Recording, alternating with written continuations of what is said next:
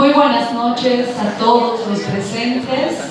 Recomendaciones, silencien. Así sacamos el mayor provecho de este conversatorio y sin interrupciones. Muchas gracias.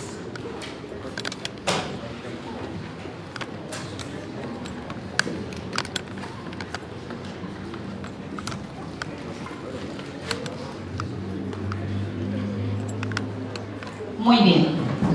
Sean todos muy bienvenidos al conversatorio ¿Cómo se aplica la jurisprudencia interamericana y el precedente en Bolivia? Voy a dar la palabra aquí a la magíster doctora Griselda Rosanieva, directora del Departamento de Posgrado de nuestra excelentísima Facultad de Ciencias Jurídicas y Políticas. Un aplauso, por favor, para la doctora.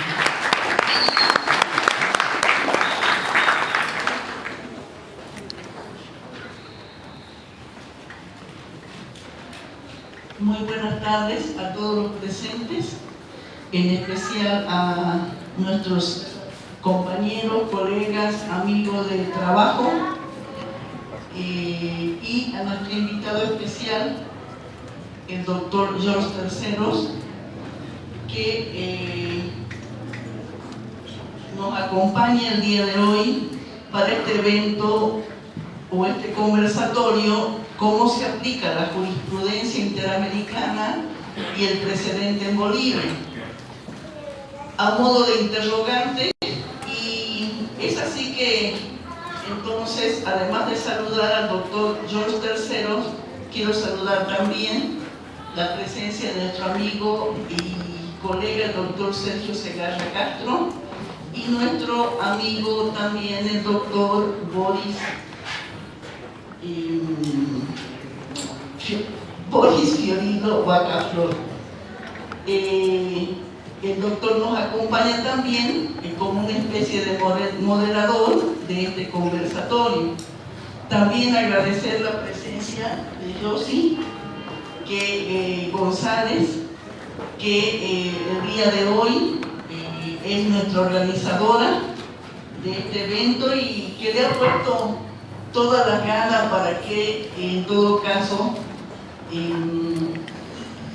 vayamos a discutir un tema que no se termina de comprender básicamente, si la jurisprudencia es lo mismo que el precedente, si hay diferencia entre lo que es la jurisprudencia y el precedente, si el precedente es parte de la jurisprudencia, si la jurisprudencia y el precedente son fuentes de derecho, y eso es lo que hoy día vamos a conversar.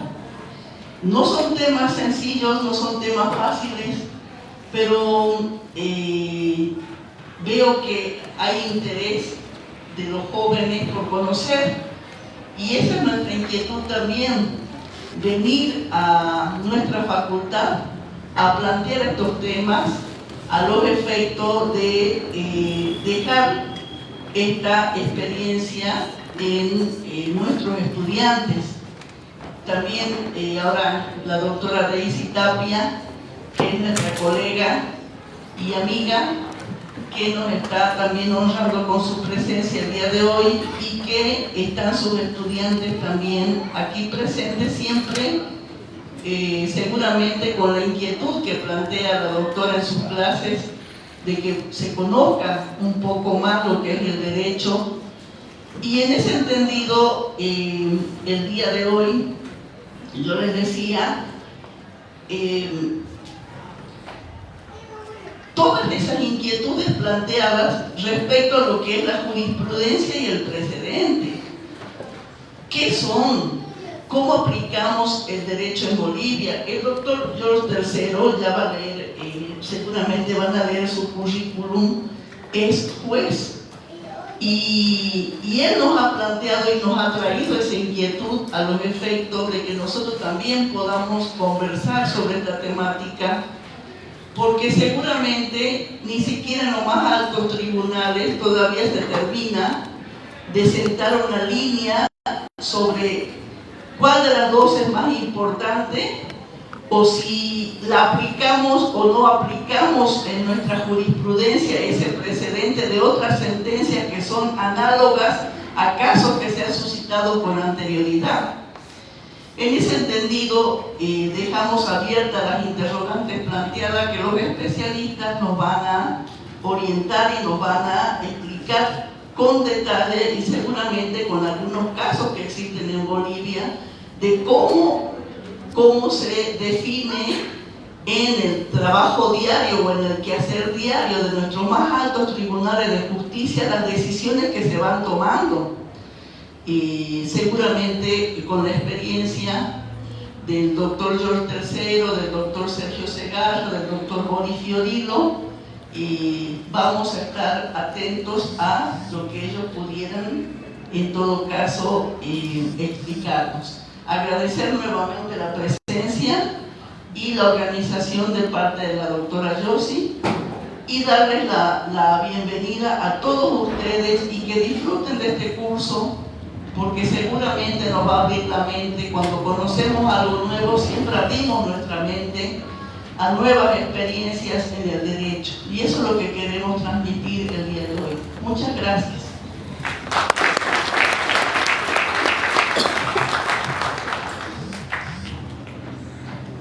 Dando continuidad al orden del día, hemos terminado con lo que es la apertura del conversatorio. Vamos a proceder con el cuerpo a cargo del moderador, Magíster Boris Orlando Fiorilo Bacajón.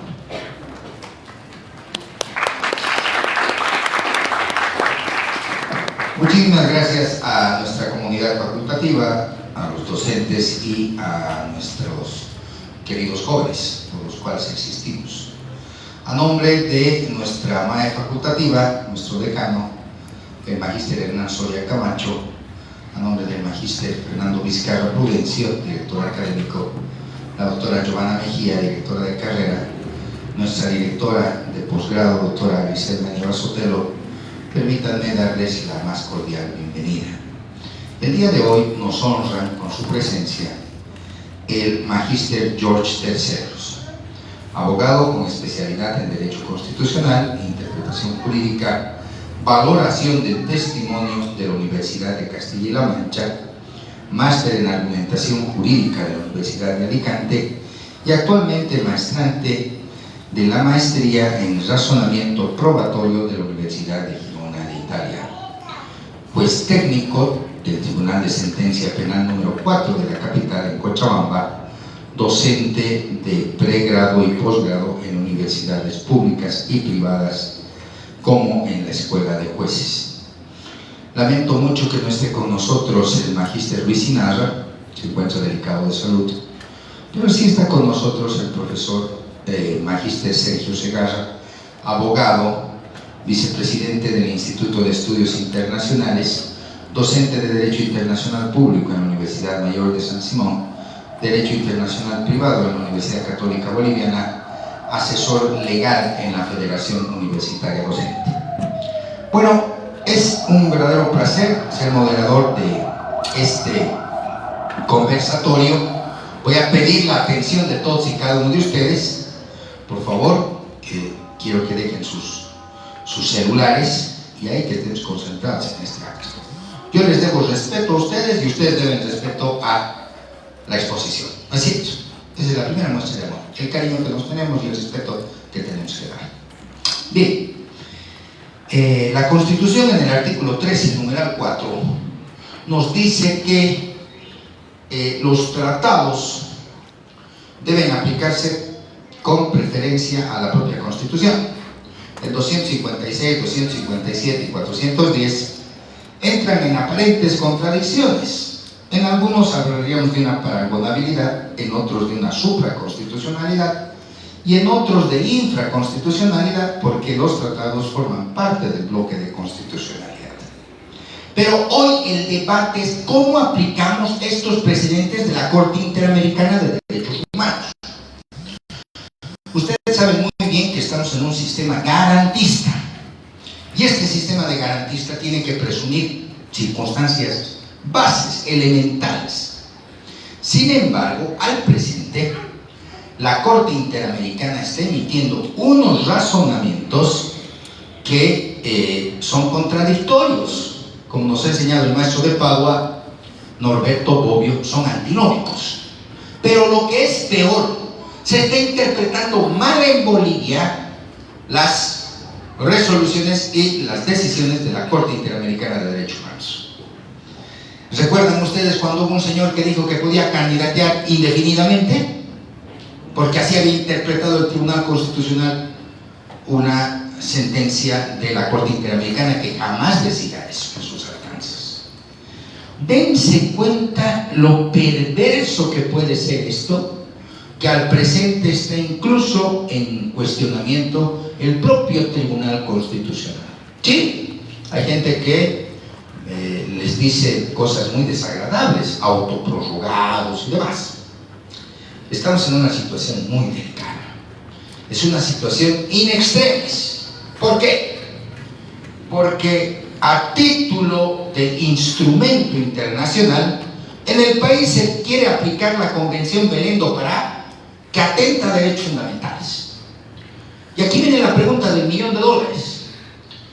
Si los tratados en derechos humanos tienen preferente aplicación que la Constitución, que me parece algo muy moderno y que comparto, ¿por qué vamos a hacer que unos artículos tengan preferencia a otros? Y peor si es un instrumento, ni siquiera es un tratado, porque el tratado tiene ciertas rigurosidades académicas. Un instrumento es algo más laxo.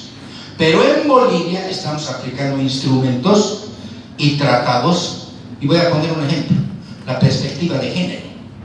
Cualquier señora se queja ahora, va al Ministerio de Trabajo, se pone a llorar y le van a dar curso, porque se está viendo desde la perspectiva de género. ¿Dónde queda el debido proceso? ¿Dónde queda el componente de motivación, fundamentación, congruencia? No, señores. ¿Dónde queda la presunción de inocencia? Jamás. Al presente, credibilidad del testimonio por el simple hecho de tener un género. ¿Qué está pasando? Entonces, ¿qué vale más? Este es el razonamiento de la facticidad, y por eso un juez tiene que interpretar para cada caso. Hoy esto es crucial. Y también vamos a aprovechar la presencia de nuestros grandes invitados para hacer esos cuestionamientos.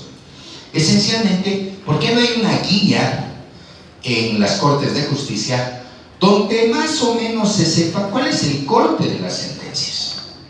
Porque hay algunas sentencias que son jus naturalistas, empiezan jus positivistas y al final uno no sabe cuál es el corte que se le ha querido dar a la sentencia y al precedente. Entonces hay muchas falencias. Este es un sistema garantista y tenemos que ir evolucionando y mejorando y no volver esto de corte inquisitivo. O sea, ese es un retroceso. Y la Corte Interamericana no puede estar ahí.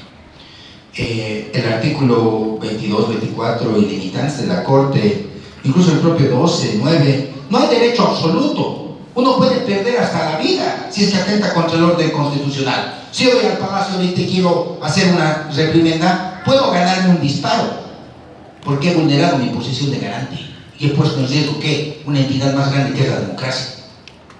Pero en este país se está interpretando de manera antojadiza y sesgada la parte que nos conviene de cada presidente. Es decir, que ni siquiera se tiene una sistematización acorde de las ratios residentes para saber qué parte realmente es obligatoria y vinculante. Y las gradientes de facticidad con las que se utilizan son de las más visibles. Eso es algo que nos van a aclarar nuestros expositores.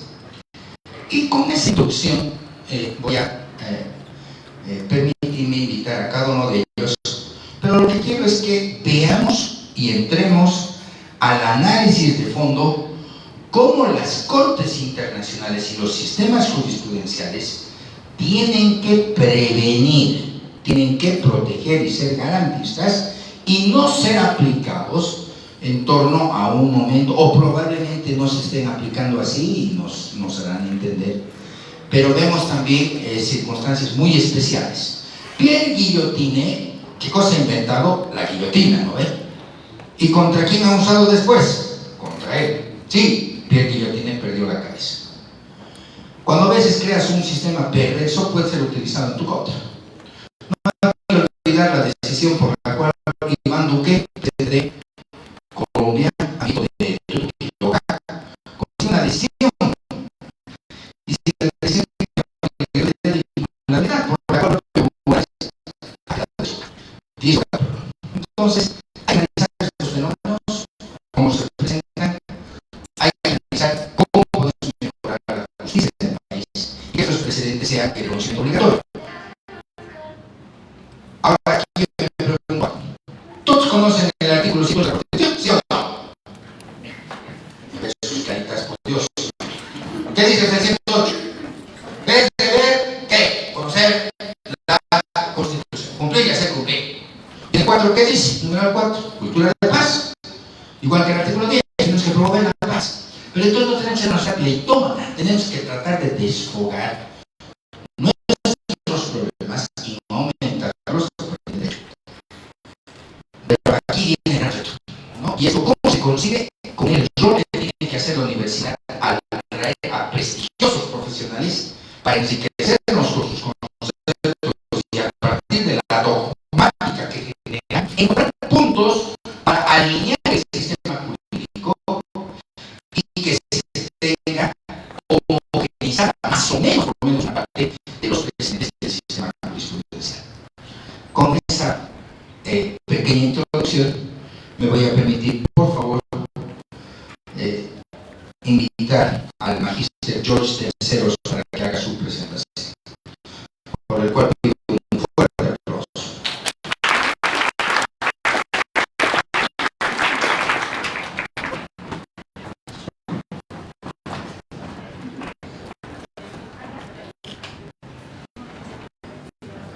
A ver, ¿cómo están? Buenas noches.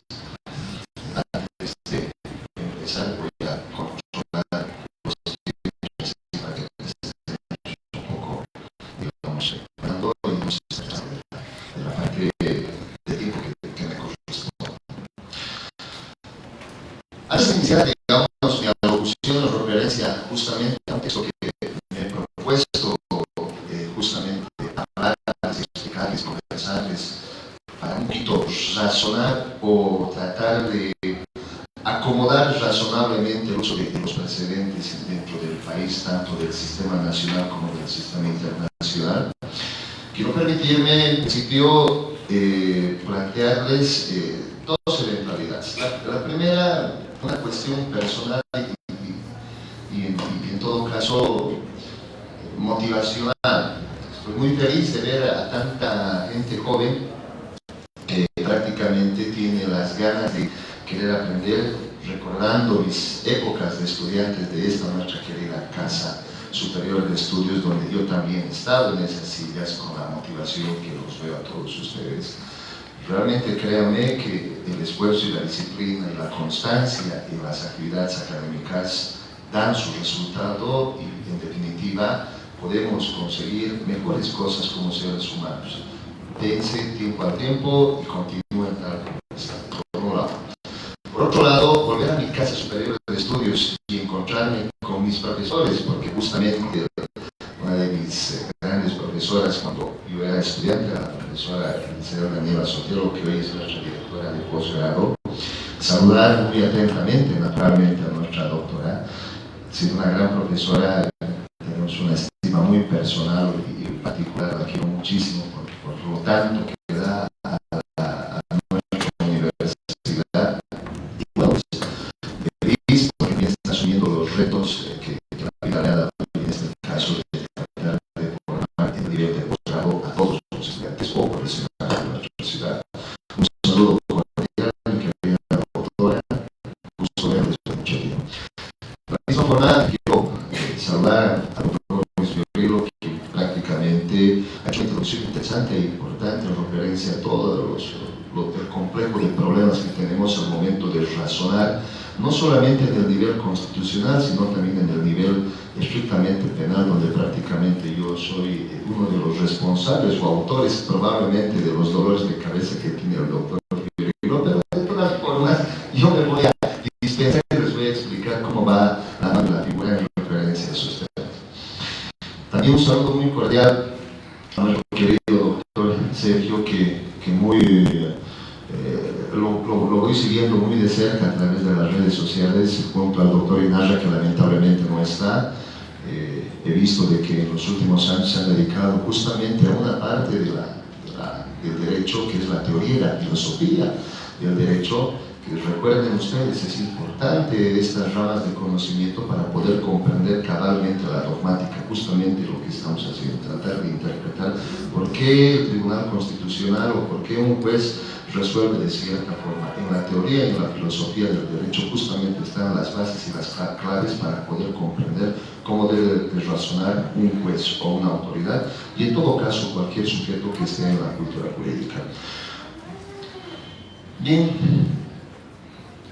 lo segundo que quisiera hacerles mención es de que justamente cuando el año pasado terminaba el año, nos salimos con una sorpresa y nos dice el Tribunal Constitucional: Evo Morales no puede ser o no puede haber la reelección indefinida porque no hay derecho a la reelección indefinida.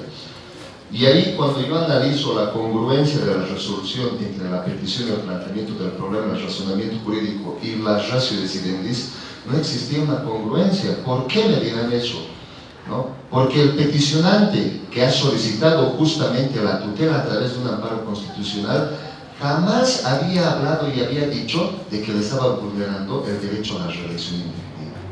Por el contrario, él estaba indicando de que le estaban vulnerando el derecho a la libertad de expresión y el derecho al sufragio pasivo.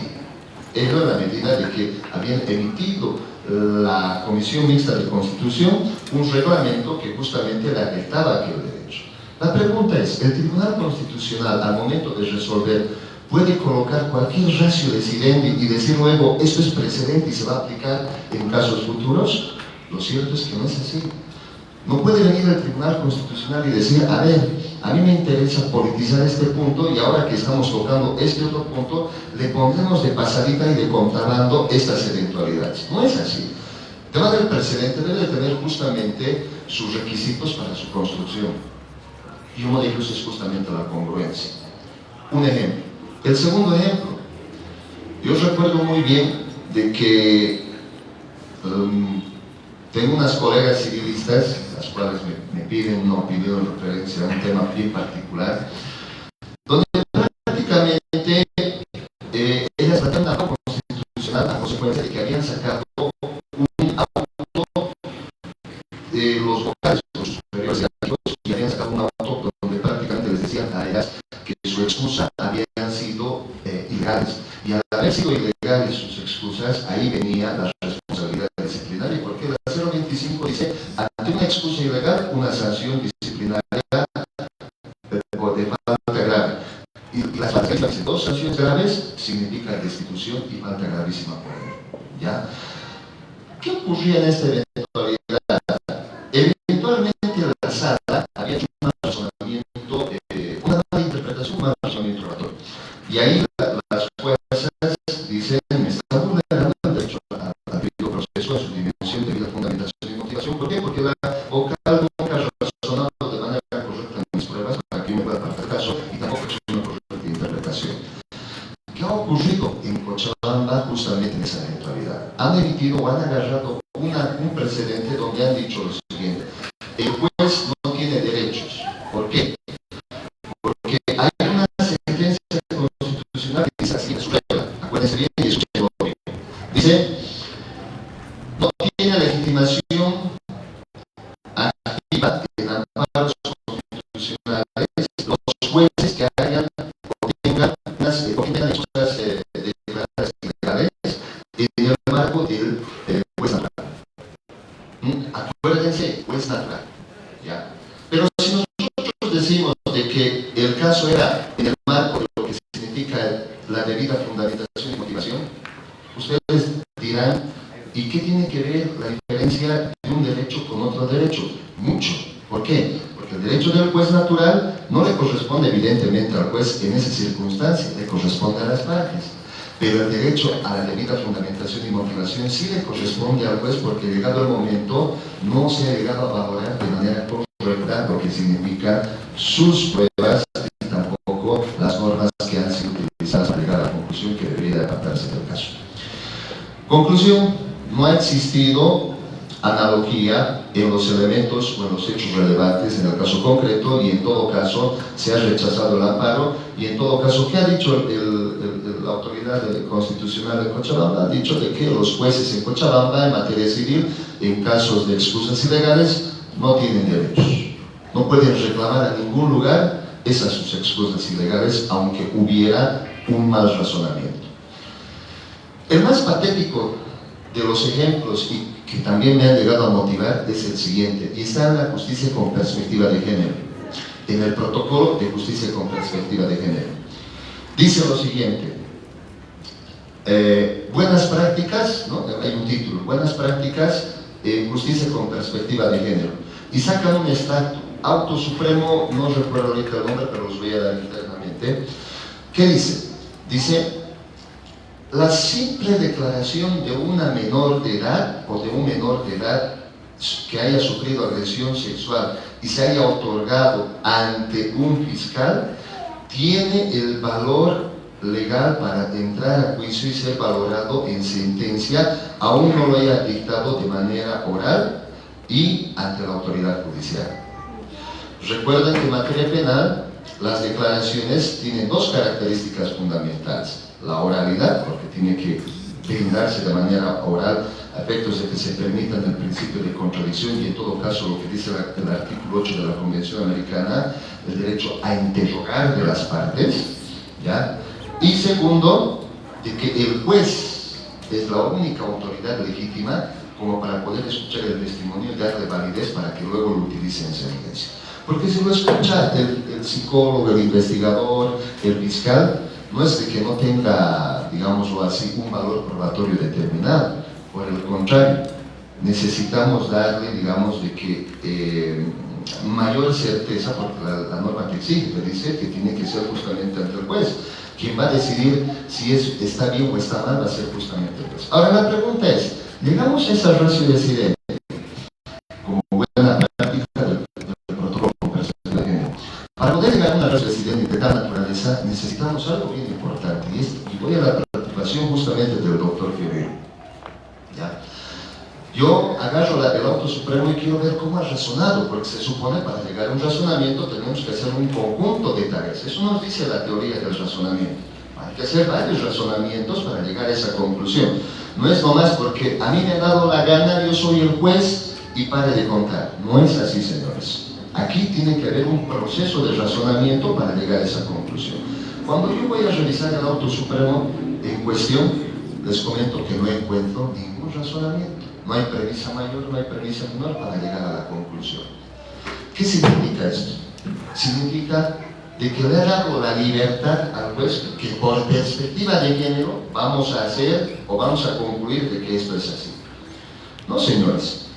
Resolver de esa forma o razonar de esa forma justamente es uno de los elementos que yo, por ejemplo, digo en el tema de perspectiva de género. Estoy de acuerdo con la perspectiva de género, estoy de acuerdo con la igualdad, que las damas, las mujeres, las niñas deben de acceder en esta sociedad patriarcal. Tenemos que igualarlas, ¿ya? Pero no a cualquier costo. No puede ser posible de que a título de perspectiva de género nos pasemos, digamos, del razonamiento y saquemos una conclusión pensando que estamos favoreciendo directamente a la mujer. Eso es un error. Y eso es desde la teoría de los derechos fundamentales, haciendo referencia justamente a lo que significa el derecho a la igualdad material. Eso es un craso error en el razonamiento jurídico. Y créanme, yo tengo alguna sentencia ahí con perspectiva de género donde prácticamente he utilizado el protocolo, pero de manera razonable, ¿ya? Y también tengo muchas disidencias justamente a consecuencia de su mala aplicación. Entonces, tenemos que empezar a conocer cómo se debe de razonar de forma correcta dentro del ámbito jurídico. Naturalmente estamos hablando del judicial. Bien, todas estas eventualidades, porque yo siempre he dicho, La mejor forma de hacer entender a las personas de lo mal que estamos haciendo es justamente indicarles de que tenemos algunos conceptos que tenemos que respetar al momento de poder razonar o concluir en algo. Miren, señores,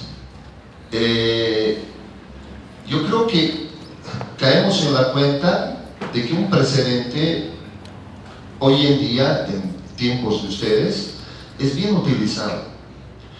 Pero ¿cómo lo utilizan? Y déjenme recordar, incluso en sus aulas seguramente lo deben hacer, porque vienen siempre a mis audiencias, por ejemplo, los abogados, y dicen: señor juez, quiero que me aplique la jurisprudencia de la sentencia, y te dictan 20 citas, ¿no?, de sentencia constitucional, pero no saben ni de lo que están hablando, y a veces cuando te citan, te están diciendo, te están descontextualizando, ¿ya? Yo la verdad digo, ¿para qué tanta vuelta en ese asunto? Y veo de que a lo mejor tratan de impresionar, de que saben, ¿no es cierto? Es verdad, probablemente en un tiempo lo han hecho, porque los jueces también se han dejado, digamos, y no han llegado a comprender cabalmente lo que significan los precedentes. Pero entendiendo muy bien lo que es la teoría del precedente. ¿Ah? Un precedente, para empezar, voy a dar las características. Solo hay precedente si y solo si se trata de un caso real y no en abstracto. ¿Por qué digo un caso real? Porque la teoría de los precedentes, o el sistema de los precedentes, se establece justamente en 4 principios básicos. Voy a hablar de uno de ellos para no alargarme. El principio de igualdad formal. En el principio de igualdad formal decimos, si a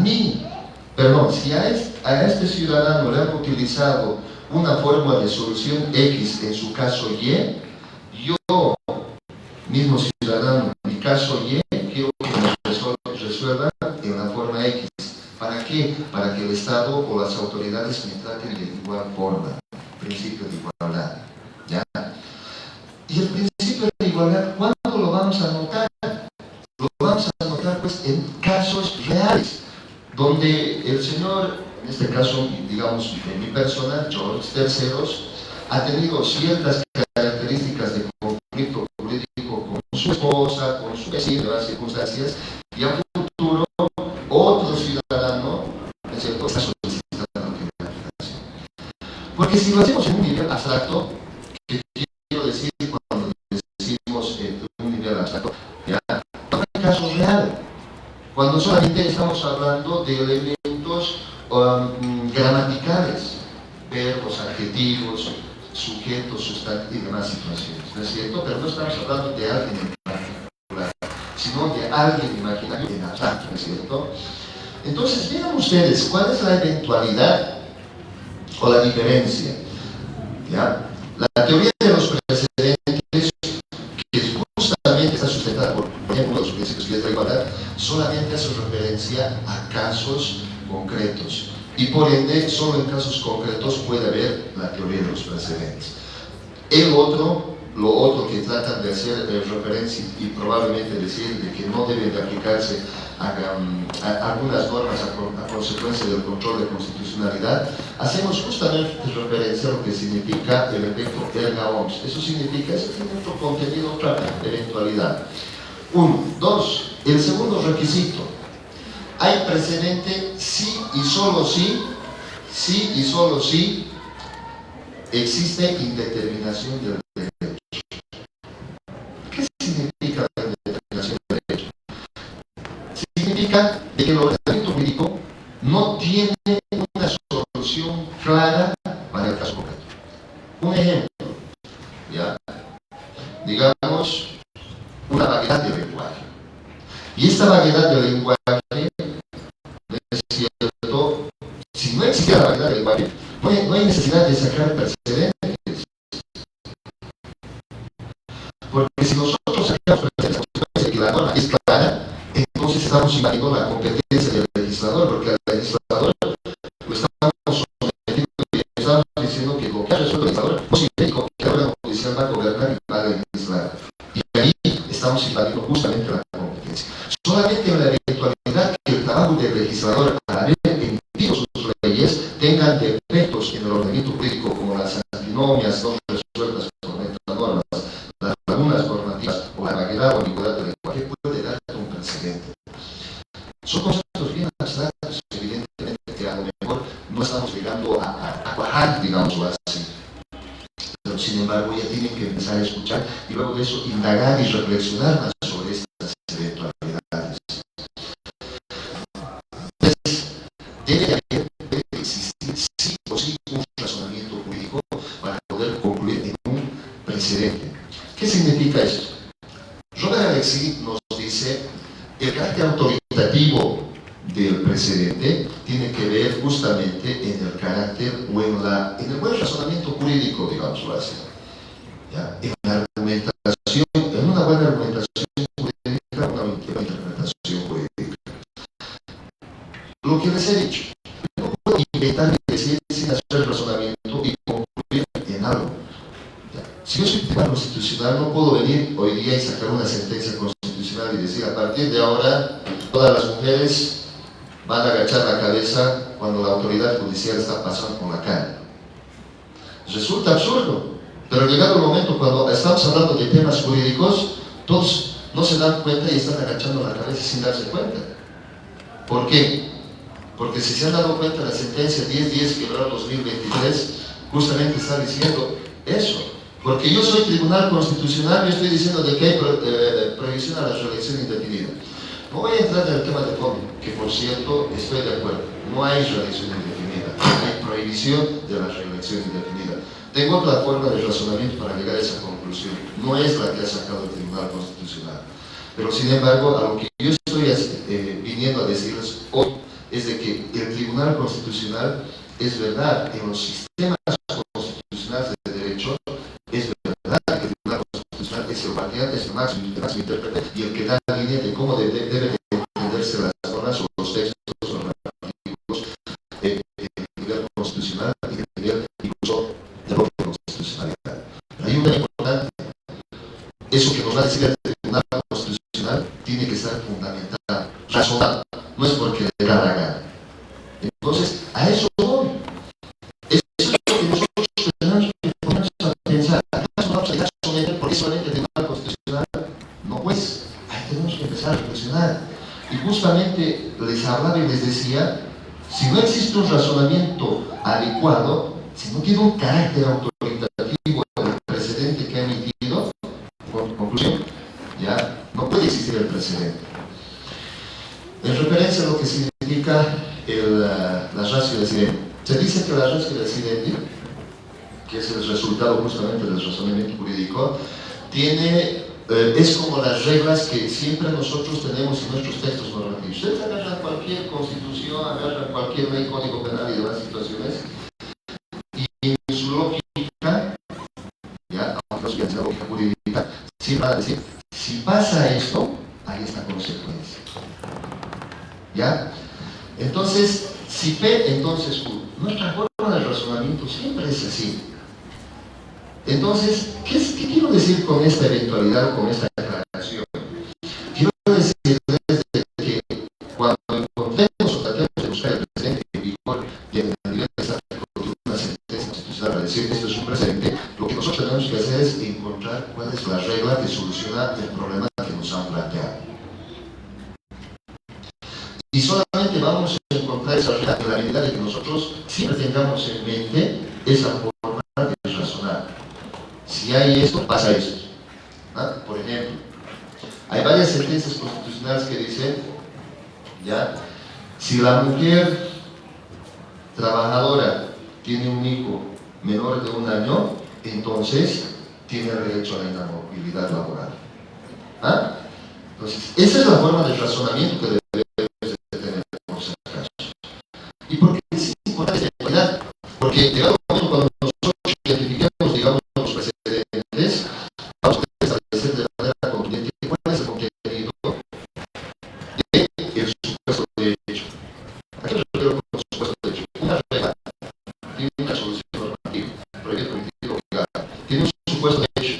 Ese supuesto de hecho hace entender que en qué condiciones, ¿ya? Se puede establecer justamente lo que significa la eventualidad de aplicar justamente el precedente o la asociación normativa. En fin, estos requisitos, así someramente tratados, me van a dar una conclusión básica de que no cualquier sentencia se va a constituir justamente en un precedente, y no cualquier razonamiento se va a constituir justamente en una disposición judicial. Como ha dicho el doctor Fegel, ¿ya? Por ejemplo, la presunción de inocencia.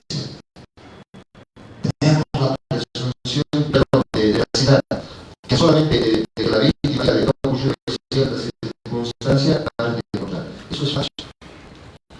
Eso es absolutamente falso, porque no existe norma de nivel constitucional que garantice aquella eventualidad. Y en el sistema de fuentes del derecho, una norma infraconstitucional que evidentemente está en el Código de Niños y Adolescentes de la presunción de veracidad, el tema de agresiones en contra de menores de edad, no puede estar por encima de la presunción de inocencia. Sin embargo, de aquello, la invitación, digamos, está abierta a continuar, digamos, razonando un poco sobre estos conceptos y estas eventualidades para no llegar a conclusiones.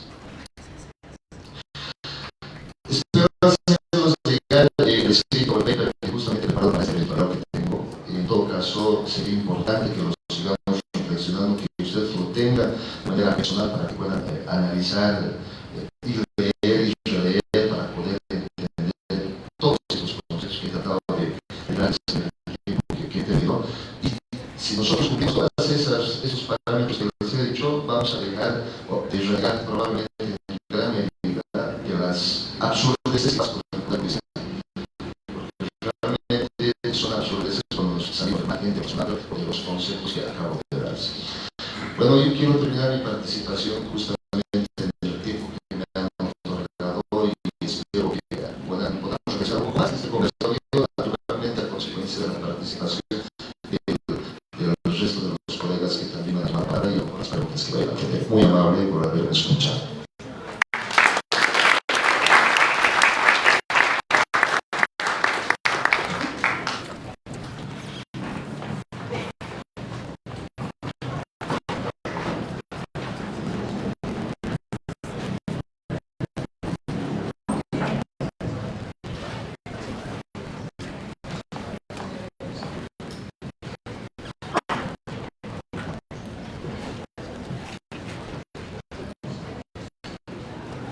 Muy bien, quiero agradecer la brillante exposición del doctor George Terceros.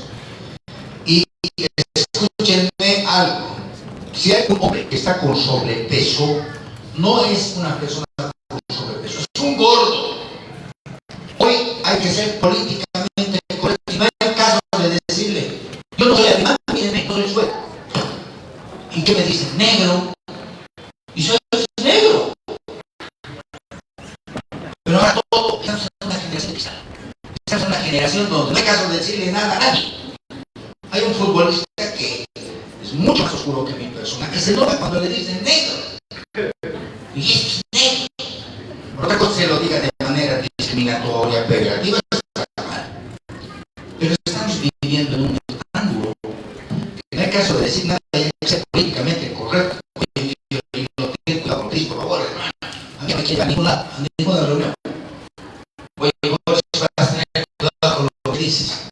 Y agradezco el valor que tiene el doctor George Tercero en su ámbito de aplicación, porque por sus obras os conoceréis. Los precedentes que ha generado y en el tribunal en el que está a cargo han tomado con valor estos temas que nos ha venido a explicar de estas eventualidades. Frente a ello, yo quiero hacer un par de preguntas al doctor George Terceros. En la sentencia aludida se ha hecho mención a que el peticionante nunca ha pedido que se analice si es o no es lesionante la reelección indefinida. O sea, no ha pedido la tutela de que se corte y se efectúe por un derecho de sufragio objetivo o subjetivo. Entonces, mi pregunta es la siguiente.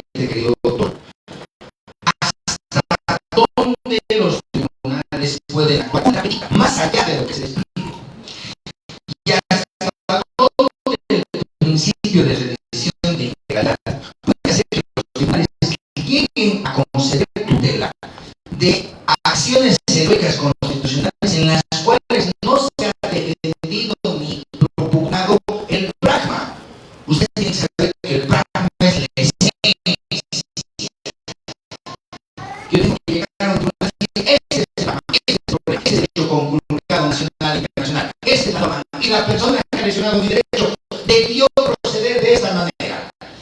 Pero ¿hasta qué nivel cuando no hago ese ejercicio de logística jurídica, el tribunal puede, a título de revisión integral, concederme ese efecto?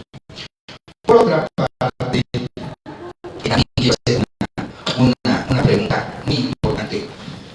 Si considera que el Tribunal Constitucional hace legislación negativa, es decir, si el Tribunal Constitucional llega a suplantar la función legislativa ante la indeterminación de una circunstancia jurídica o moral. Esas son dos cuestiones que quisiera, por favor, aprovechar su presencia para que nos responda, querido doctor. Aló. Sí, muchísimas gracias, doctor. Lo primero, en referencia a lo que significa la legislación negativa. Será que estamos buscando derecho a la legislación de los jueces y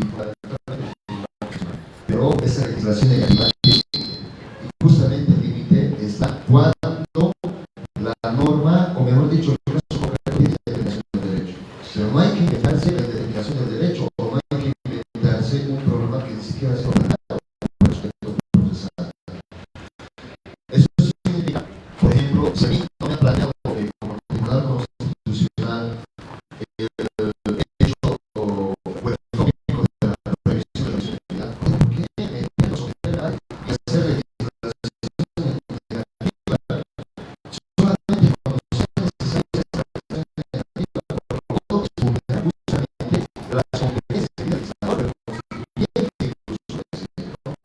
Eso por un lado. Por otro lado, hay una referencia justamente en qué circunstancias hubiera una revisión integral y también cuando estaríamos haciendo previsiones repetidas o repetidas. En referencia a esos dos casos de eventualidades, más referencia justamente sociedad, que significa los casos concretos, dos características importantes. Las justicias extremas. Hay un caso aquí en el país, por ejemplo, donde prácticamente no importa el expediente o los antecedentes del proceso para solamente un sujeto. Y en consecuencia, por más de 10 años, antecedentes podría pensar que hay un tribunal, pero nadie daba la razón y se seguía ahí adentro porque no encontraba los papeles. Y cuando plantean lo que significa la obviamente lo que hace es ir más allá de lo que había habido. Por ende, se extramita constantemente de registrar de manera integral todos los antecedentes del proceso. Y ahí el Tribunal Constitucional se vuelve una pieza y empieza a buscar la información de todas las instituciones o en todas las entidades estatales como para poder resolver el caso. Ahora, en referencia a lo que significa la protección, usted dice circunstancias podrían fallar de manera extraordinaria. La burocracia significa fallar más allá de lo que nos hubiera pedido justamente los profesionales. Solamente cuando tenemos que proteger grupos vulnerables, solo en esa eventualidad están bien determinados los grupos vulnerables, mujeres, niños, personas migrantes, las circunstancias. Pero imagínense, fallar algo extrapetista como en el caso de lo que significa la sentencia 1010 que va a 2023, donde hay un tipo que no es sujeto de grupo vulnerable, es pues sobredimensionar su labor judicial, como tanto dice Manuel Atienza, estamos sacándonos de las reglas que tenemos y estamos desnaturalizando justamente lo que significa el Estado constitucional, tratando de hacer el gobierno de los jueces. El gobierno de los jueces tiene que ser muy limitativo. En ciertas excepciones debe de brindar justamente un carácter de justicia material. Muchísimas gracias, realmente, bien sus respuestas. Y un último cuestionamiento.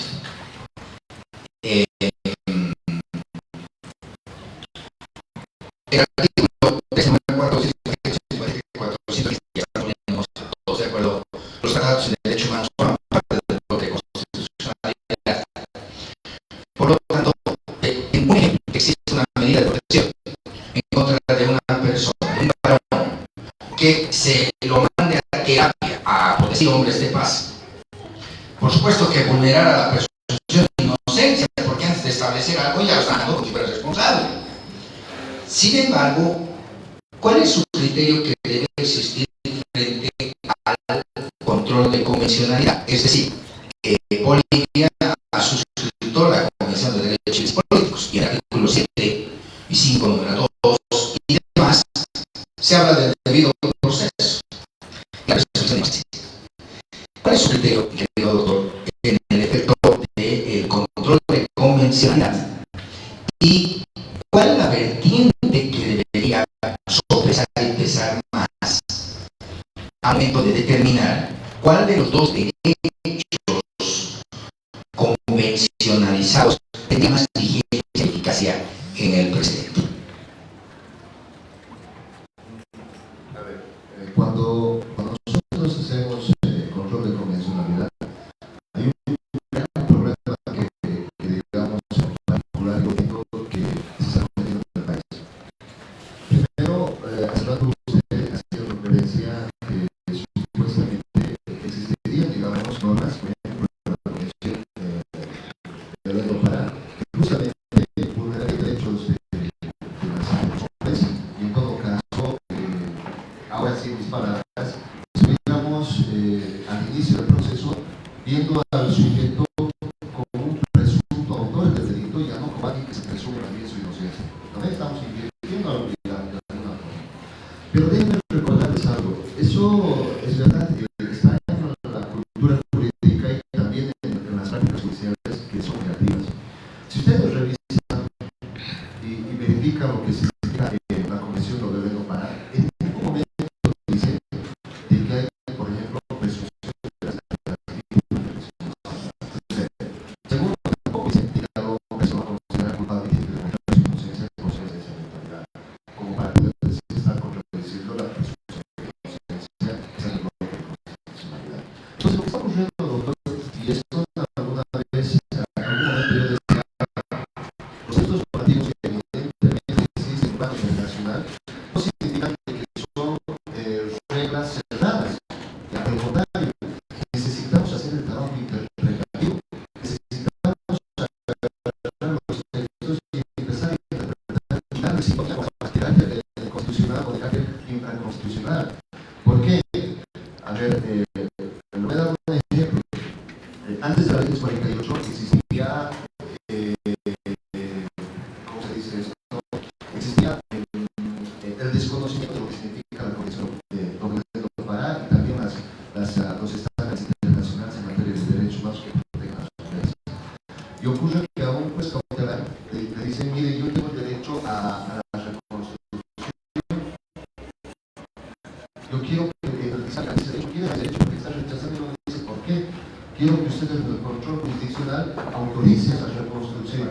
Pero ¿de qué se trataba? Que estaba en su derecho, porque el Código de Procedimiento Penal le permitía que le eventualidad. Pero ¿de qué se trataba? ¿Qué delito era? Era de agresión sexual de un policía con una menor de 16 años que le pasaron a las. Entonces, ahí, dicen ustedes, en el ordenamiento jurídico no había la ley 348 que justamente prohíbe las victimizaciones. Pero nosotros hemos encontrado en la Convención de Belén do Pará, una revisión que hemos dicho, hay una regla, se prohíbe la revictimización. ¿Qué se entiende por revictimización? Se entiende justamente hacer que la mujer no vuelva a padecer los repetidos hechos que supuestamente ha pasado por consecuencia de la infracción sexual. Y una reconstrucción naturalmente nos va a dar esa conclusión o esa eventualidad. Por el carácter de conclusión, solamente jerarquía normativa nos piensa lo que pasa lo que se llama. No hacen ese tipo de trabajo, ese tipo de razonamiento y solamente viven como si fuera un comodín o una muletilla del concepto justicia con perspectiva de género. Por justicia con perspectiva de género se rechazan todas las exclusiones probatorias que se han planteado, dicen, por ejemplo, ¿no es cierto? Pero no hacen un razonamiento, no dicen que el artículo 172 tiene 3 eventualidades y demás razones. No lo hacen, lo están utilizando como si fuera una muletilla, que con esa muletilla ya han resuelto el problema. No es así. Eso es lo que tenemos que corregir, porque el control de convencionalidad está siendo mal aplicado en su razonamiento jurídico, y eso es lo que tenemos que atacar justamente como sociedad, porque estamos encontrando resultados negativos en contra del hombre y que naturalmente está haciendo de que la discriminación se vaya a invertir justamente. Gracias. Muchísimas gracias. Bien, para terminar esta primera parte, quiero que anoten los libros que ha mencionado el doctor Manuel Atienza, su teoría de la argumentación jurídica, que es fantástica, y por el corte que tiene también habla mucho de Robert Alexy. Es importante conocer esa bibliografía. Y nos ha dicho una frase célebre: hay que evitar el gobierno de los jueces. Y ahí se nota una carga de humildad muy grande, porque nuestro expositor es juez. Bien, voy a, por favor, invitar al doctor Sergio Castro Segarra para que haga una exposición a partir de su enfoque frente a los precedentes de Corte Internacional y a la aplicación del Tribunal Constitucional y la jurisprudencia. Recordar que el doctor Sergio Castro es asesor legal de la Federación Universitaria Docente y tiene vasta experiencia en la formulación de recursos de corte heroico constitucional. Doctor.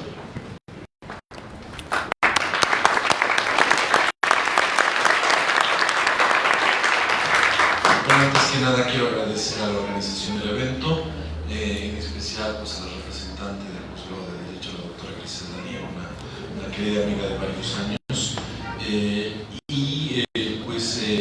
el impulso que le está dando al posgrado creo que es importante, porque de lo que antes teníamos un posgrado de Derecho ausente de los debates jurídicos, ahora tenemos un posgrado que está procurando primero inmiscuirse con la realidad de los estudiantes de Derecho, porque ustedes próximamente van a ser abogados y van a estar pues estudiando en el posgrado precisamente, y al mismo tiempo adentrándonos en los problemas jurídicos de la cotidianidad del abogado, y eso es importante.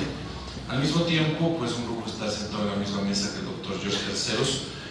Lo conozco de hace varios años y la verdad, su especialidad en temas de argumentación jurídica, pues lo hacen uno de los mejores jueces, con el perfil adecuado además para hablar de estos temas. Y lo que ha dicho además, no lo quiero repetir, quiero acentuarlo, pues no podría estar más de acuerdo con los elementos que él ha puesto sobre la mesa. Y yo voy a hablar de algunos otros elementos más que están en contrapunto con el mismo. Simplemente terminar agradeciendo a la doctora Daisy Tapia por su presencia y por la invitación a sus estudiantes, y a mi querido amigo el doctor Boris Fiorello, que está ahora pues, oficiando de moderador, y a ustedes presentes. A ver, vamos a procurar no extendernos mucho tiempo.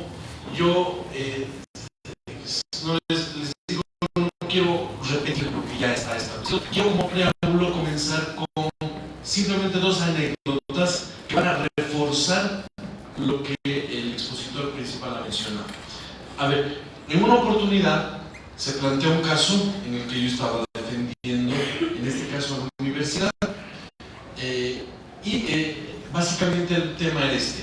Era una persona que no había sido docente, que pretendía ser docente a partir de un amparo constitucional, porque lo invitan en una gestión, y él decía, hay tácita de reconducción automática, es decir, quería que la universidad obligatoriamente lo recontrate por una autoridad. Y el primero Ministerio de Trabajo, hay una primera notificación. Nunca recurre a la segunda notificación y plantea el amparo constitucional. Ahí todos sabemos que por subsidiariedad debería agotarse primero la vía del Ministerio del Trabajo, pero la segunda y tercera notificación. Se desarrolla la audiencia y el Ministerio del Trabajo debe emitir una resolución, y en función de esta resolución recién podríamos pensar siquiera en ir al amparo constitucional. Lo que mencionó el doctor acerca de las cuestiones de género más graves todavía. El argumento del juez, esto es antes de que existan los jueces constitucionales, la sala civil primera de la Corte de Cochabamba dice, bueno, como estamos viviendo un estado plurinacional donde se está despatriarcalizando y descolonizando el derecho, implica que podríamos obviar las formalidades legales, y si el juez evidencia la violación de un derecho, puede obviar los requisitos de admisión del amparo constitucional. Así que no ha considerado ni la subsidiariedad ni el plazo vencido, absolutamente nada, y ha fallado en el fondo directamente. Este argumento de la despatriarcalización y la descolonización del derecho lo he escuchado varias veces más adelante en mi vida profesional. Este primer caso le da la razón a la víctima, supuestamente. Les estoy hablando de 2016. En fallos posteriores, cuando mis clientes eran las víctimas, han utilizado exactamente el mismo argumento para darle la razón a la otra parte. ¿Qué ha ocurrido en esto? No se ha aplicado lo que justamente el doctor Terceros ha mencionado como cómo debemos entender el precedente. Pensamos que agarrar una sentencia que tenga más o menos las palabras que nosotros estamos utilizando en nuestro caso, copiarlas y pegarlas, implica utilizar un buen manejo de la jurisprudencia. Y estamos descontextualizando esa sentencia. Yo utilizo siempre el siguiente ejemplo. Todo lo que viene después de un pero siempre niega lo que está antes del pero, ¿no ve? Es como que tú le mandas una carta de amor a tu ex y le dices, te amo, pero no soporto vivir contigo, adiós. Todo lo que está antes del pero ya no sirve. La jurisprudencia a veces tiene ciertos debates internos que tienen los jueces y establecen ciertos elementos y después vienen sus peros y después niegan lo anterior. ¿Ya? ¿Y qué hacen los abogados? Pues copian y pegan lo que está antes del pero y lo ponen como si fuera cierto, como si fuera la ley. Y el problema es que el artículo 15 del Código Procesal Constitucional dice que los fundamentos jurídicos del fallo, el numeral 3 de todas las sentencias constitucionales bolivianas son el fundamento jurídico y dice, son vinculantes para todos. ¿Qué está diciendo el artículo 15 del Código Procesal Constitucional? La jurisprudencia del Tribunal Constitucional es fuente del derecho. Claro, entonces, a modo de fuente del derecho, agarramos cualquier sentencia en cualquier caso, esté antes o después del pero, y le decimos, señor juez, aquí, fíjese, la sentencia 341/2012 dice que yo tengo la razón, entonces falla a favor mío. Y no nos preocupamos de si el caso, primero, es remotamente parecido al nuestro. Ni siquiera nos preocupamos de si el fallo es a favor o en contra, de si nosotros estamos con o fuera del ámbito del derecho, en el sentido de que si somos la víctima o somos la otra parte. No nos preocupamos, lo que preocupamos es copiar y pegar. Y resulta que un tiempo los jueces inclusive asumían que la jurisprudencia estaba fuera del principio y ya no vicuya, y un tiempo creían que si existen constitucionales deberías adjuntar a tu memorial o en tu argumentación la impresión de todas las sentencias que ibas a citar. Entonces a veces los abogados aparecían un fagocito de sentencias, presumiendo que el juez no conocía la jurisprudencia. Esto nos lleva a un pequeño gran problema. Este pequeño gran problema es que aquí nos hemos olvidado de una cosa. Un sistema jurídico de corte derecho civil, a lo que nos dicen afuera los civil law o los romanistas, piensan el derecho desde la ley y no desde la jurisprudencia. Entonces Bolivia hasta el año 2000 era un derecho estrictamente romanista. Mientras que en el Common Law razonan el derecho a partir de la jurisprudencia y tienen una gran cantidad de herramientas que te permiten entender la gran diferencia entre jurisprudencia y precedente, lo que nos ha explicado nuestro doctor hace un rato. Y está todo completamente arreglado. De este modo ellos han construido derecho no a partir de la ley, sino a partir de la jurisprudencia. Y son consecuentes con eso. Eso es lo importante. Nosotros, en cambio, no somos consecuentes con ello. Y nuestros jueces piensan que para cada sentencia tienen la posibilidad de legislar. Me explico. Yo tengo un caso más o menos así. En el año 2006 sale una resolución de impuestos nacionales que les exige que los que vayan a declarar impuestos deban respaldar su declaración con documentos. Sale el año 2006. ¿Desde cuándo se tiene que hacer la resolución? Desde 2006 adelante. Y resulta que mi cliente había hecho declaraciones en el año 2005, obviamente para sus actividades del 2005, y no había tenido el cuidado de guardar los documentos de respaldo, porque no estaba obligado a hacerlo. El año 2006, cuando declara, Impuesto Nacional dice, pues te voy a meter una multa de 60.000 bolivianos porque no has cumplido la resolución del 2006. Mi cliente le dice, yo cumplo de aquí para adelante. El asunto llega hasta el contencioso administrativo y resulta que encontramos un caso idéntico. Era otro sujeto que estaba sufriendo el mismo trato por el mismo reglamento. ¿Está bien?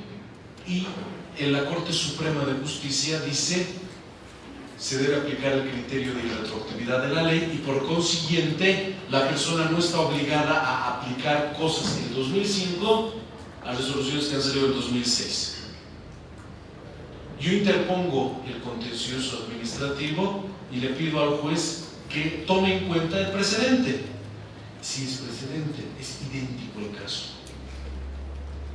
El juez me ha dicho, nosotros somos un derecho romanista y por consiguiente la jurisprudencia no la tomamos en cuenta.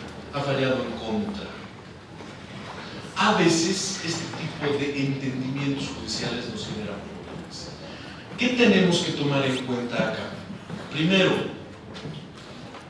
lo que ya el profesor Herbert Hart había dicho en su momento. Primero, debemos pensar que el derecho es un sistema jurídico.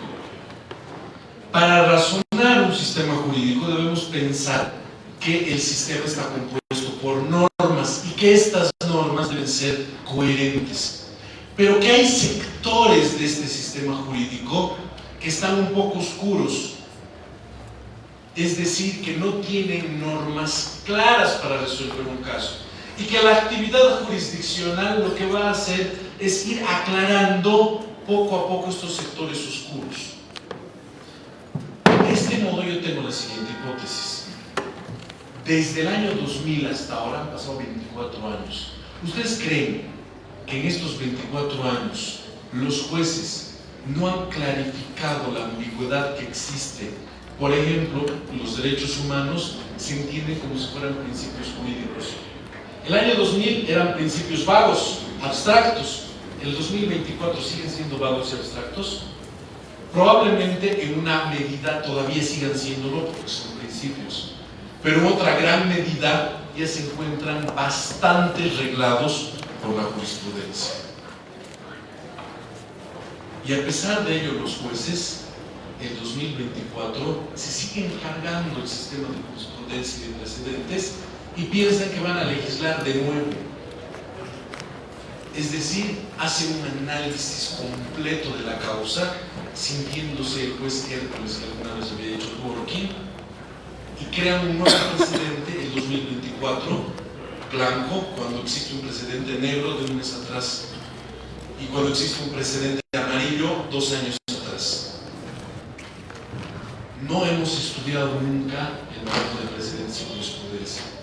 Así que esta es una necesidad imperiosa de la carrera de Derecho de incorporar una materia de jurisprudencia analítica, pero al mismo tiempo el posgrado de Derecho, en prácticamente todos los módulos, deberá tener un módulo o varios de manejo de jurisprudencia.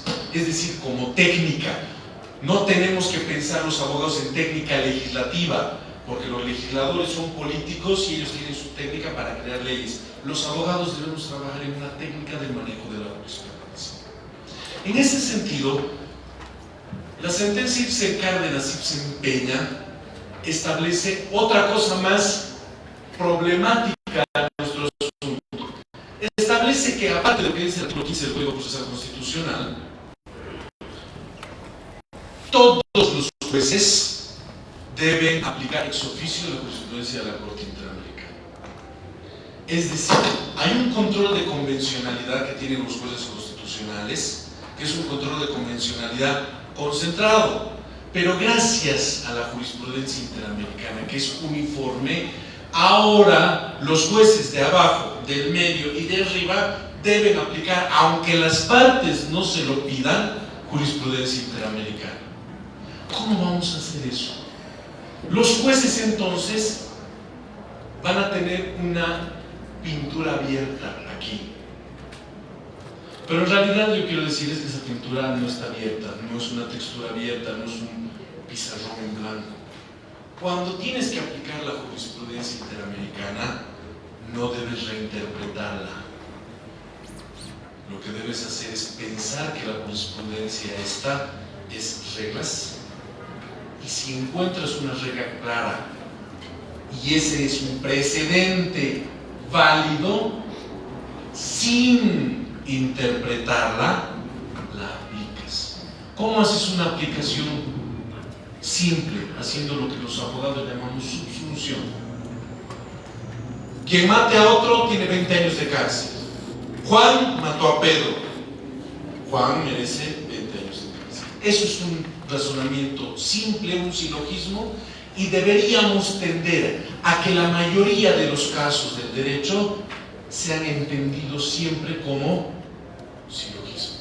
Así de simple debería ser.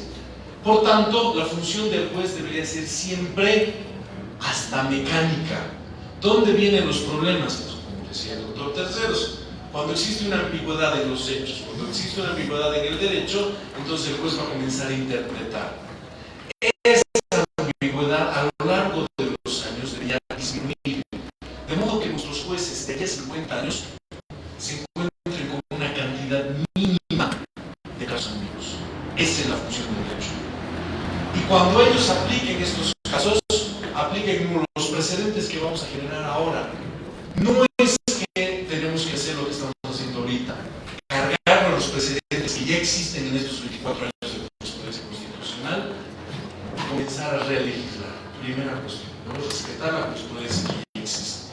Y al mismo tiempo, lo que deberíamos hacer es comenzar a pensar en que los precedentes son reglas. ¿Dónde no se ha cumplido? Sentencia 84/2017.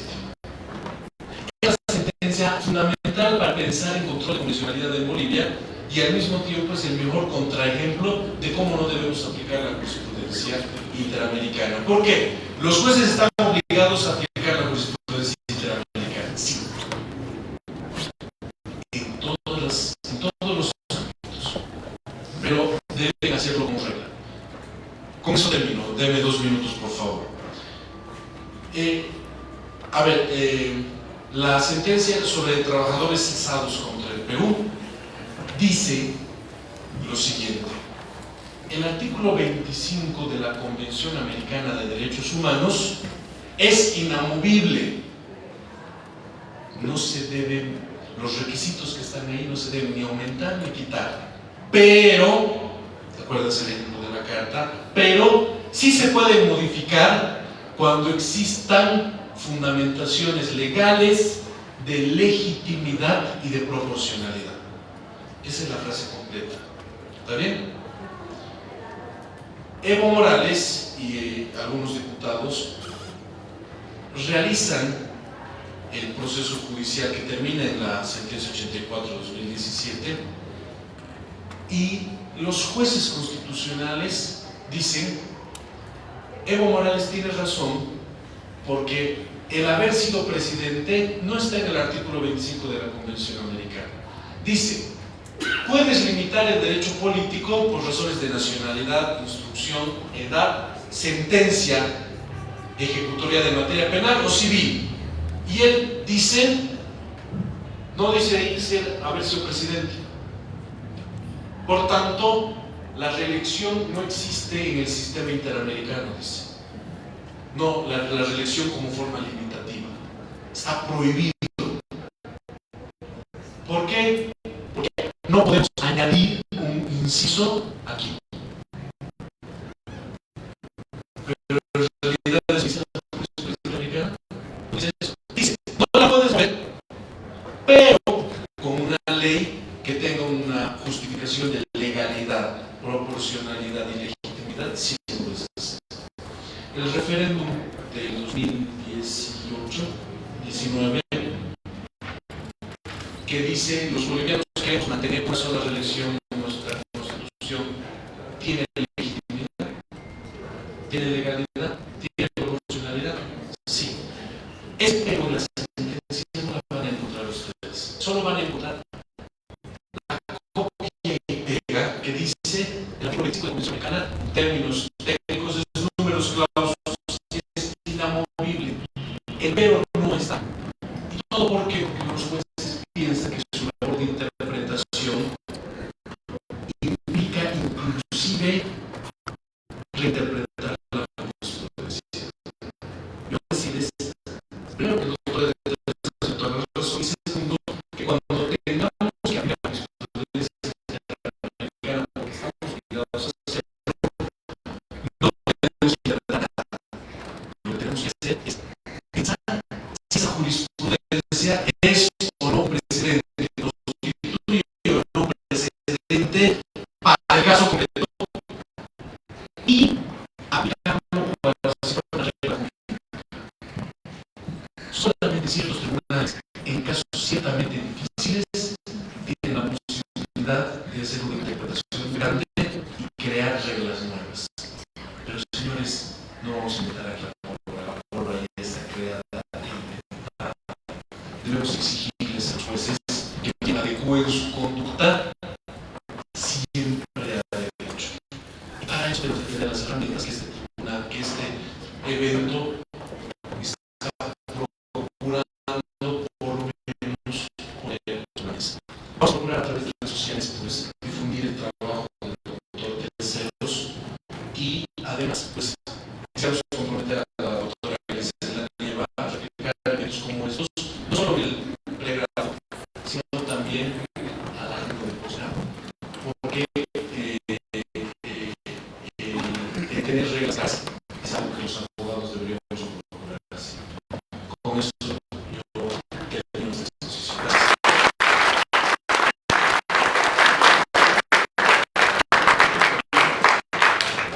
Y voy a pedir todavía un plazo, un tiempo en su varios concurso. Agradecer la exposición de nuestro colega, sin embargo amigo, Sergio Castro.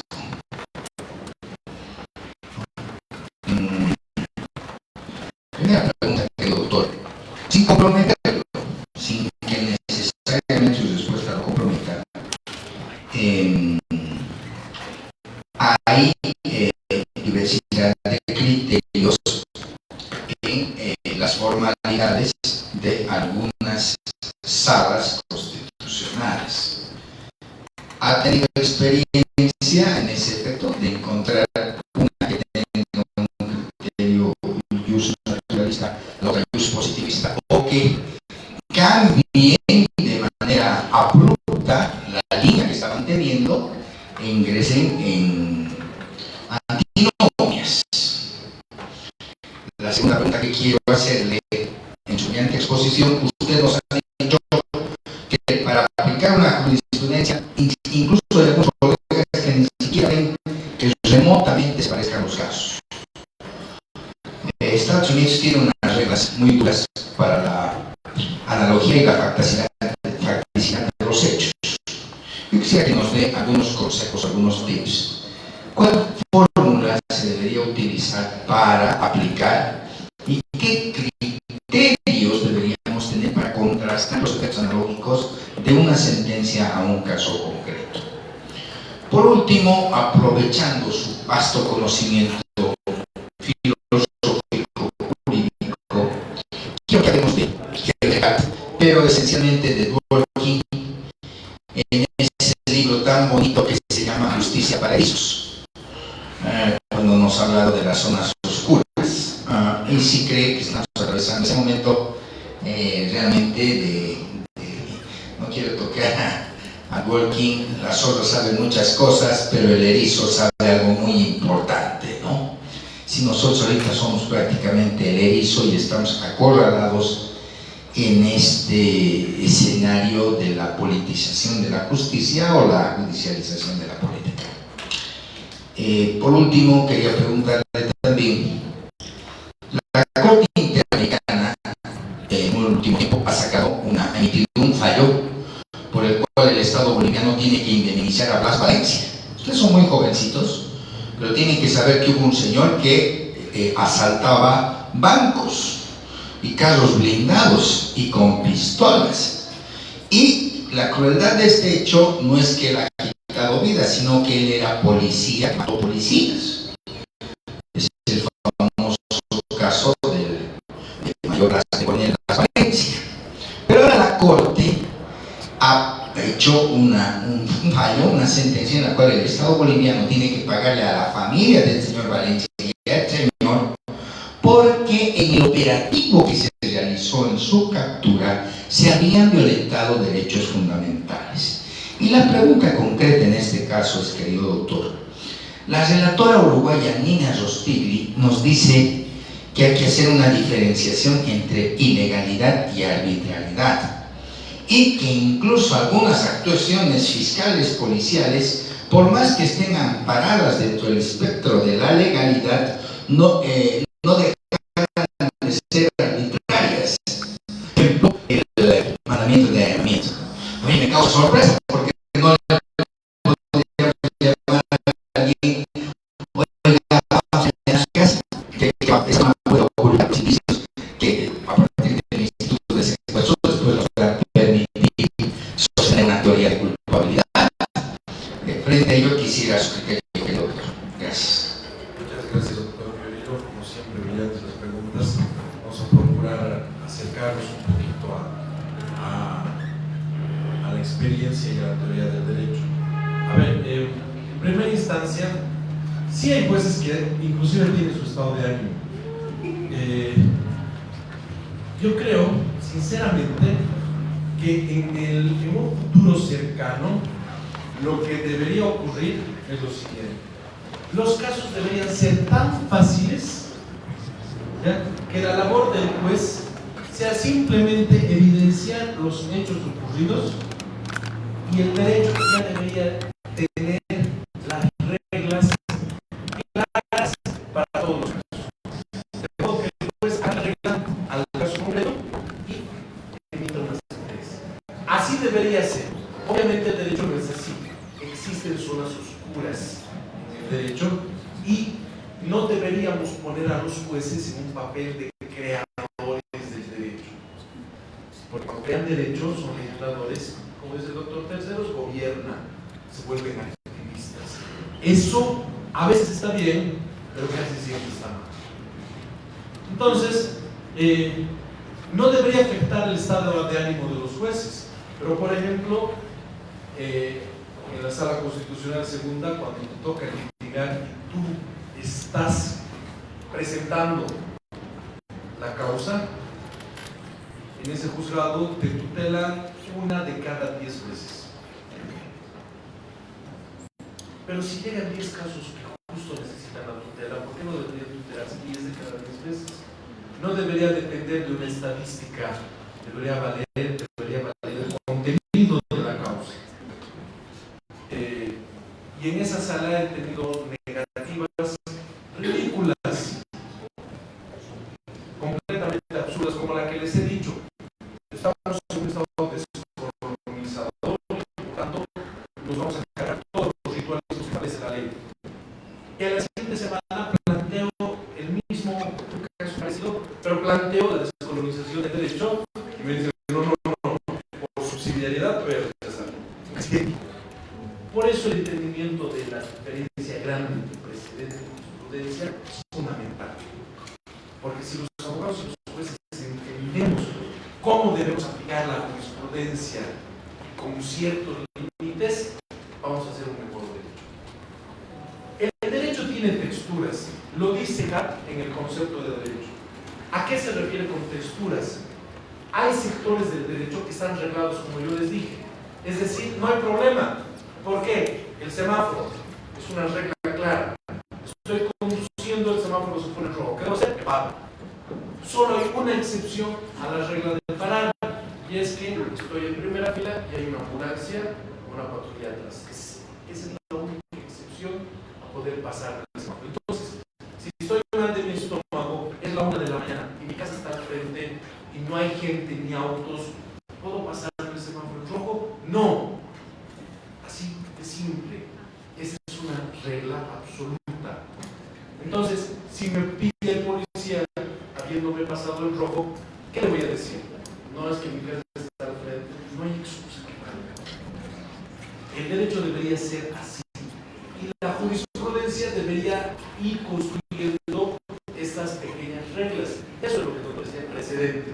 ¿Qué quiere decir esto? Que mañana, cuando le pase a alguien esto, pues va a ser simple el asunto. La única excepción es dónde está la ambulancia, dónde está la sirena. No hay, te has pasado en rojo, punto, multa. No hay donde perderse. En el futuro, todo el derecho debería construirse en base a estas reglas. ¿Qué es lo que pasa?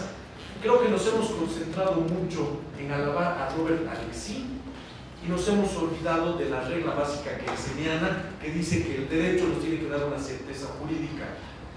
Blanco está mal, cometes blanco, tienes una sanción jurídica. Y nos hemos concentrado mucho en ponderar, inclusive hemos comenzado a pensar que la ponderación de los principios puede sobrereglar, puede derrotar reglas que ya están establecidas. Eso es a lo que llamaban mis queridos colegas legislación negativa. Pues no puede ser funcional. Es decir, no va a reemplazar una regla existente con una regla que está creando. Lo que puede hacer es dar certezas cuando no exista la regla. No puede sobrereglar. El hombre rubio, pero inclusive está haciendo la jurisprudencia, está en la sentencia 846/2012. Lo que debería ser es, yo le recomiendo la sentencia 846/2012. Esa es la que establece los parámetros para el uso de jurisprudencia, pero muy por encima. Lo que dice es que tiene que haber analogía entre nosotros, pero no debe haber una valoración de analogía. A veces los jueces valoran la analogía. Hay un caso sobre, digamos, un caso sobre estelionato. Los hechos no son análogos, pero yo estoy debatiendo la aplicación de uno de los lugares sobre decisión preventiva. Y en eso, los dos hechos, los dos casos son análogos. ¿Debería el juez tomar en cuenta mi precedente? Los precedentes en este caso eran idénticos, pero el juez me dice: estás citando un caso de asesinato y tu caso sobre estelionato, no hay analogía. Deberíamos ser un poco más prolijos al entender qué es analogía, qué es el precedente al que estamos haciendo referencia en primera instancia. Entonces el derecho debería perder con el paso del tiempo su textura oscura y debería tender en el futuro a tener más luces. Y para eso abogados, docentes, jueces deberíamos respetar los precedentes que ya existen. Esa es la primera gran conclusión que deberíamos tener. Porque el precedente que ya existe debe servir para el futuro. Pero si en el presente estoy pensando que no existen los precedentes anteriores y voy a crear mi propio precedente, estoy sobrereglando cosas que ya están regladas por el derecho. Y eso no está bien. Lo que pasa con la Corte Interamericana es una cosa interesante. Les voy a contar un chiste, no me quiero extender mucho. Pero un político está con su asistente visitando la cárcel y dice: no, ¿cómo pues la cárcel no está tan fea? Pintaremos las celdas, pondremos baños privados, les pondremos jacuzzi a las celdas. Y el asistente le dice: señor político, ese dinero deberíamos invertirlo en el colegio, le dice, para que haya mejor educación. Y el político le dice: un momentito, por el colegio tú y yo ya hemos pasado, por aquí vamos a pasar pronto, por eso tenemos que hablar. A veces el político piensa en eso. ¿Por qué el chiste se aplica a las personas? Porque si lo que le digo de la razón, que era un delincuente. Pero ¿qué ha pasado? ¿Cómo hemos tratado a ese delincuente? Lo hemos torturado.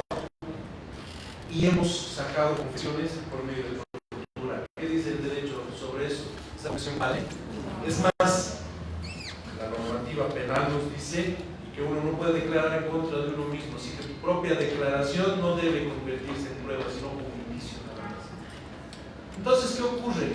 Hemos salido de las reglas en el caso Blas. La sanción de la Corte Interamericana, independientemente de la condición del individuo, a lo que está apuntando es a que el sistema judicial boliviano no está cumpliendo con los propios preceptos del sistema judicial boliviano. Y eso, entre otras cosas, quiere decir que hay un divorcio entre la universidad y el poder judicial. El doctor Terceros, por ejemplo, si quisiera dar clases aquí, tendría que renunciar a su cargo de juez. Eso no está bien. Eso definitivamente está mal. ¿Por qué? Porque ustedes se van a beneficiar de una forma increíblemente más grande teniendo un juez dando clases. Y además él va a tener que perfeccionar y capacitarse cada vez más para dar sus clases. Ese divorcio que ha existido, que viene desde el Estado, no deberíamos permitir que suceda. Y lo que quiere decir es que la justicia se debe vincular fuertemente a la academia y la academia debe vincularse fuertemente a la justicia. Pero ahora estamos tan distanciados. Al doctor Tercero lo estoy viendo, creo, de 8 años, y no debería ocurrir así. El posgrado, pero no tiene ese problema, así que podemos aprovechar a nuestros jueces en el posgrado de Derecho, y ustedes próximamente van a estar en este posgrado ya beneficiándose de esa otra perspectiva que en el pregrado nos han obligado a divorciarnos.